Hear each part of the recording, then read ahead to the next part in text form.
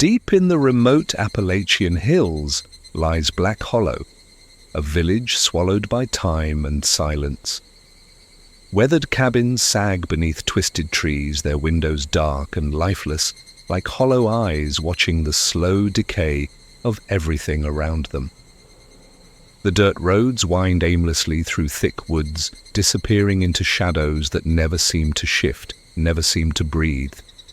Outsiders who stumble into Black Hollow speak of a suffocating stillness that presses down on the chest, an invisible weight that claws at the skin. The villagers speak little, their voices hoarse and broken, as if swallowed by the darkness they carry inside. Behind their eyes lurks something older, colder, a knowledge born from fear, ritual, and sacrifice.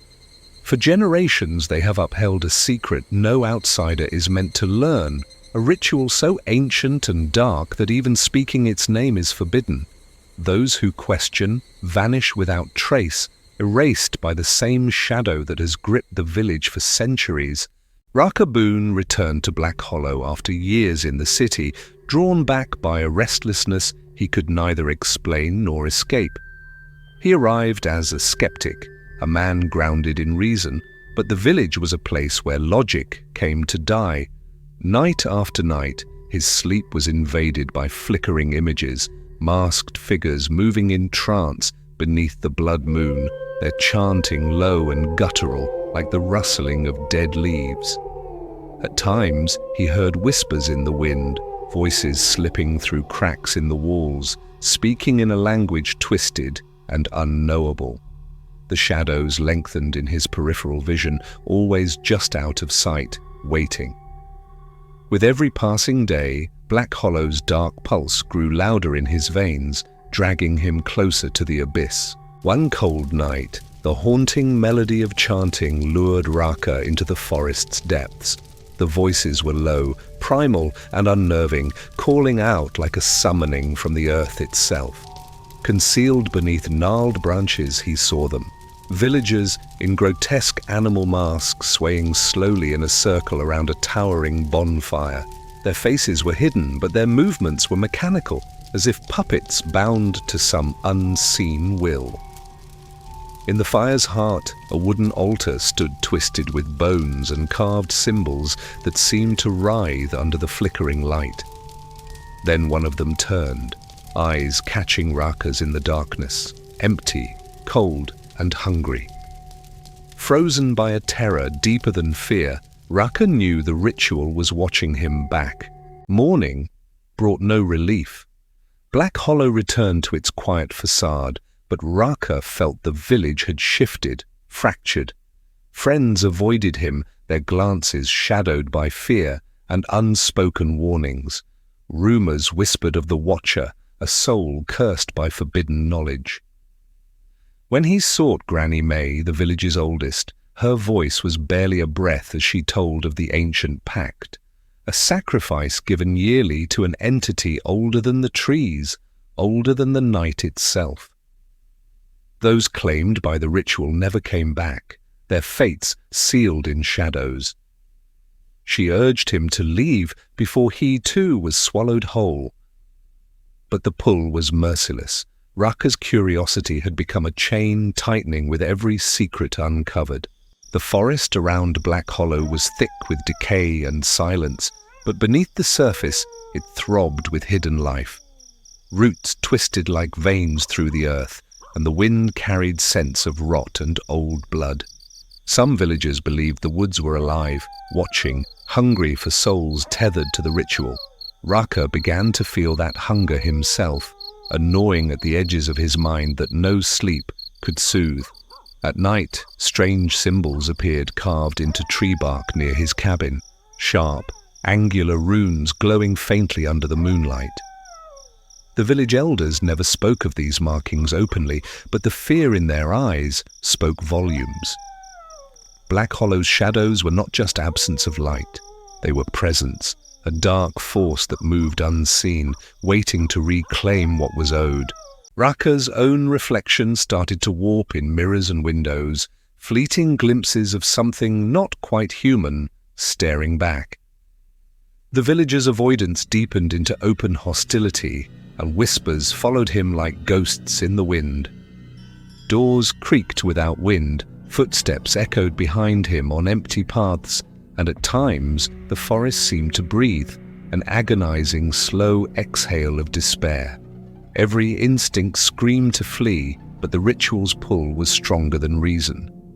Raka's dreams were no longer dreams. They were memories not his own, fragments of the ritual from centuries past.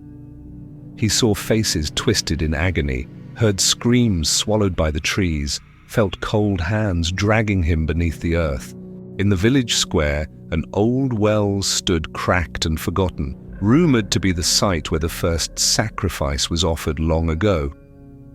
Villagers avoided it, crossing themselves when passing, muttering prayers against the darkness that seeped from its depths. Raka found himself drawn there one evening, the air thick with dread and decay. Leaning over the edge, he heard a faint dripping, like blood falling onto stone. A sudden chill surged up his spine as a whisper brushed his ear, soft and insistent. "They come for you." The night deepened, and shadows gathered beneath the moon's pale gaze. In Black Hollow, no one was truly safe, and the ritual's reach stretched further than any could imagine. Granny May's warnings echoed endlessly in Raka's mind. Once the ritual sees you, it marks you. You become part of the darkness it feeds on. Desperation grew in his chest as he realized the village was a cage and he was the prey. The line between hunter and hunted blurred in the cold Appalachian night, where the trees whispered secrets too terrible to speak aloud. With every step, Raka sank deeper into a nightmare woven by centuries of blood and silence. And in the distance, the first faint chants of the next ritual began, slow, terrible, and inevitable. Night swallowed Black Hollow whole, turning the village into a stage for something ancient and unforgiving.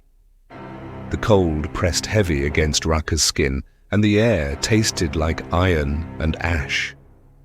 Each breath felt labored, as if the very atmosphere resisted his presence.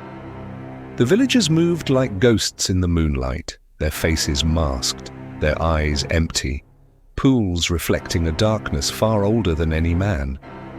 He followed them, heart hammering against his ribs, to the clearing where the ritual was set to begin, a place where the trees bent inward, as if bowing to a terrible presence lurking just beyond sight. The bonfire at the center roared with unnatural fury, flames licking higher than reason allowed, shadows twisting and crawling like living things. The villagers swayed in a hypnotic trance, their chants rising in a guttural harmony that clawed at Raka's mind. The air vibrated with the power of the words, spoken in a language that seemed to tear at the fabric of reality itself. Around the altar, bones were piled and etched with symbols that pulsed faintly, as if breathing beneath the firelight. The stench of smoke mixed with something far fouler, damp earth, decay, and something metallic, like fresh blood. Raka's skin prickled as the chanting crescendoed, and the air thickened with a pressure that squeezed his chest tight. A figure emerged from the shadows, tall, cloaked in tattered black robes, mask carved from cracked bone, eyes gleaming with a malevolent intelligence. The figure moved with unnatural grace, commanding the ceremony without a single word. Villagers parted like water, revealing the bound figure at the altar, a man stripped of dignity, trembling as the ancient pact's price was exacted. The firelight cast grotesque shadows on his face, revealing wide eyes filled with raw, primal terror. The ground beneath Raka trembled faintly, the rhythm syncing with the chants, pulling him deeper into the ritual's suffocating grip. Time fractured, moments stretched and snapped back like a broken thread, his vision blurred, flickering between the present and memories not his own. faces twisted in agony, screams swallowed by the woods, cold hands dragging him beneath the earth.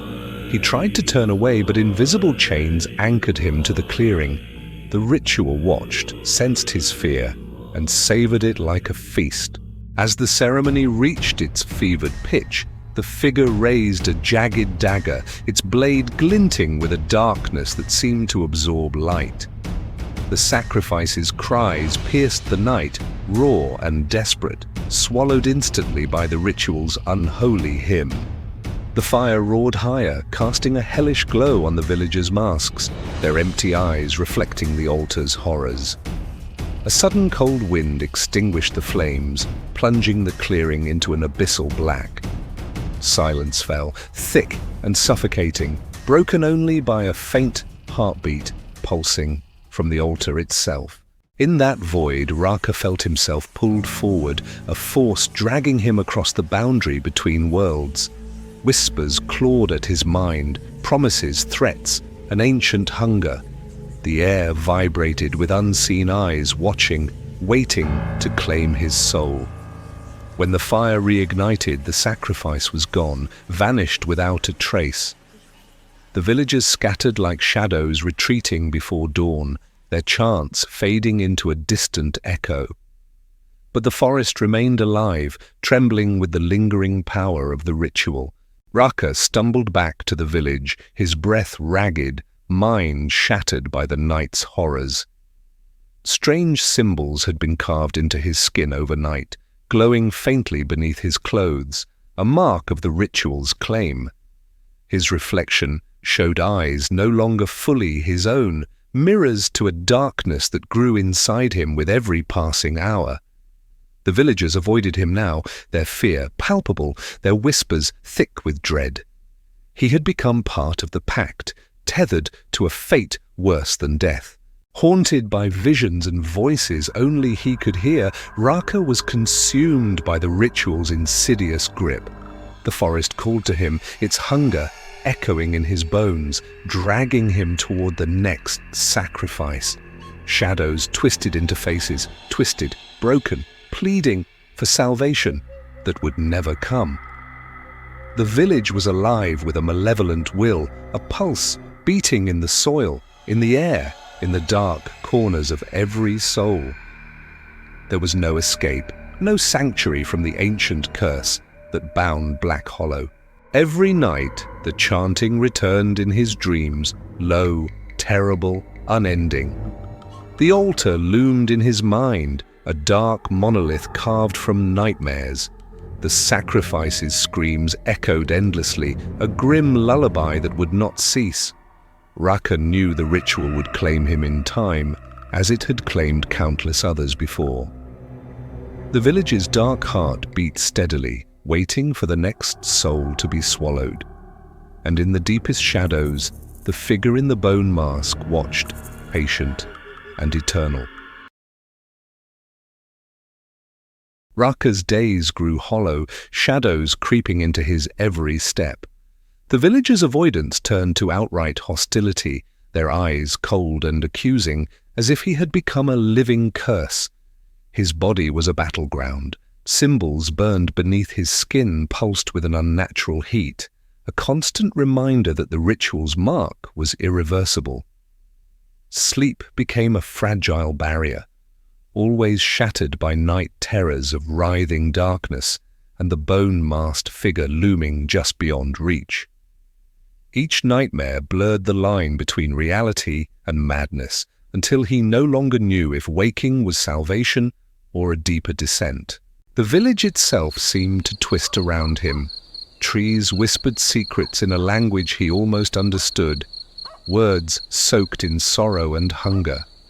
The forest floor was littered with fragments of bone and tattered cloth, relics of sacrifices past that seemed to watch with empty eyes. Raka felt invisible hands graze his skin in the cold night air, a breath against his neck that carried the scent of decay and death.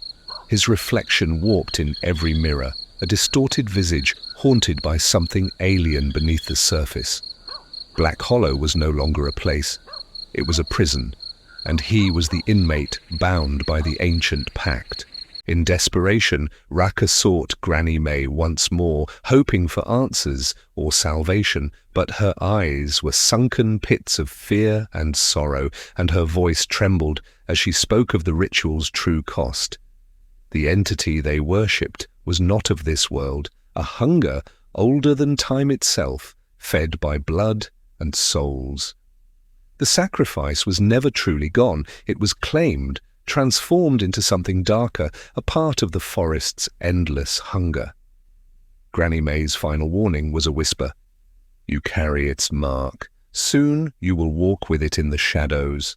As the blood moon rose again, the village prepared for the ritual's return. Raka felt the pull stronger than ever, chains forged in fear and ancient magic tightening with every heartbeat. He tried to resist, but the forest beckoned, calling him to the clearing, to the altar, where fate awaited. The villagers gathered once more, their masks more grotesque, their chants deeper, a dirge that rattled the bones. The fire roared with unnatural life, casting flickering horrors across the faces of the damned. Bound once more at the altar, Raka felt the presence of the entity wrap around him like cold smoke. The bone-masked figure stood before him, eyes like black voids that seemed to swallow his very soul. The blade was raised, its edge gleaming with malevolence. As the cold steel touched his skin, Raka's scream was swallowed by the forest, lost in the endless dark. The ritual was complete, not an end, but a beginning of eternal servitude. Raka's consciousness fractured, torn between worlds, trapped in a waking nightmare where time had no meaning. He became both watcher and prisoner, bound to the village's dark heart. His body moved of its own will, masked and silent, joining the endless circle of sacrifice and servitude. The hunger that had claimed him now flowed through his veins, an eternal thirst for souls to feed the dark entity lurking beneath the roots of Black Hollow. The villagers no longer saw him as human, but as part of the shadow that devoured their world. His eyes, once filled with fear, now gleamed with cold hunger. He became the ritual's eternal guardian, neither alive nor dead, trapped in a ceaseless dance beneath the blood moon. The forest itself seemed to breathe with his cursed presence, a living nightmare woven into the fabric of the earth. Black Hollow's secret was no longer just a story, but a curse passed from soul to soul, an endless cycle of darkness and despair. Far from Black Hollow, the world remained oblivious to the village's horror, but those who ventured too close never returned. Whispers of missing hikers, strange howls in the night, and eerie lights deep in the forest kept the village's dark reputation alive. The ritual's hunger was patient, eternal, and insatiable, waiting for the next soul foolish enough to stumble into the hollow's grasp. And in the shadows, the bone-masked figure waited, watching, always hungry. Raka's story became a warning whispered among the few who dared speak of Black Hollow, a tale of darkness, sacrifice, and a curse that never dies. The ritual would continue, an ancient and unyielding force that devours all light. And somewhere, deep beneath the twisted roots and cold earth, the entity waited, hungry, patient, eternal.